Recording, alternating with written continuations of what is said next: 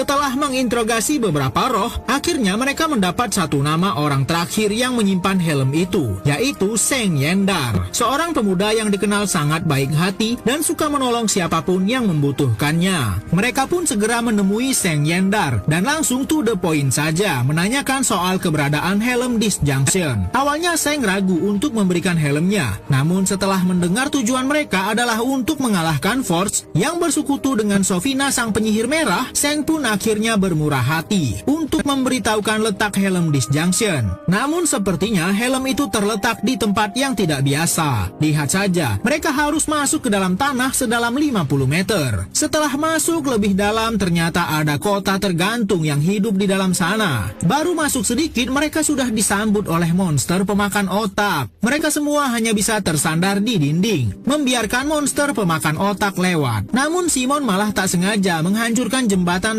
satu-satunya jalan mereka. Saat Holga membereskan barangnya, ternyata Simon tahu kalau itu tongkat pembuat portal. Selama ini Holga hanya menganggap itu tongkat biasa. Mereka pun menggunakan portal untuk masuk ke dalam, dan akhirnya helm disjunction pun ditemukan. Namun mereka malah dihalau oleh kaum Taiyan yang bersekutu dengan iblis. Seng seorang dirilah yang menghabisi satu persatu kaum Taiyan, sebab Seng juga memiliki darah kaum Taiyan. Walaupun semua iblis sudah dikalahkan, mereka harus segera kabur sebab iblis-iblis itu bisa hidup lagi. Namun lagi dan lagi jalan mereka terhambat. Kali ini muncul monster raksasa yang mengamuk. Tidak ada yang bisa memberikan perlawanan, dan mereka hanya bisa lari dan lari. Namun Edjin dan timnya malah lari ke jalan buntu. Monster itu mengamuk membuat tanah mulai runtuh. Ternyata mereka ada di bawah laut. Akhirnya mereka memancing monster itu agar menghancurkan saja semua dinding. Dan dengan sihirnya Simon mengeluarkan api agar dinding itu meledak. Mereka pun berhasil keluar dari dalam dark side, dan helm disjunction diserahkan kepada Simon. Namun saat Simon menggunakannya, ia seperti terus ditolak oleh kekuatan helm disjunction. Helm disjunction menolak Simon karena menganggap dirinya belum pantas menggunakannya. Mereka pun pasrah dan mencoba melupakan semua rencana membobol brankas menggunakan helm disjunction. Rencana pun berubah. Mereka berusaha menyelundupkan barang antik yang sudah dibuat portal di sana ke dalam kereta yang membawa barang-barang milik Raja Force. Dorik masuk ke dalam portal itu, dan kini ia berada di dalam kereta. Mereka pun mengembalikan lagi lukisan itu seperti semula agar tidak ketahuan, dan Dorik keluar dari kereta dengan cara berubah wujud menjadi lalat. Namun sayang sekali saat disimpan di brankas raja, lukisan malah terjatuh dan menghadap ke tanah, sehingga jalan mereka tertutup. Mau tak mau mereka harus kembali lagi ke rencana awal, yaitu menerobos secara terang-terangan melewati penjaga.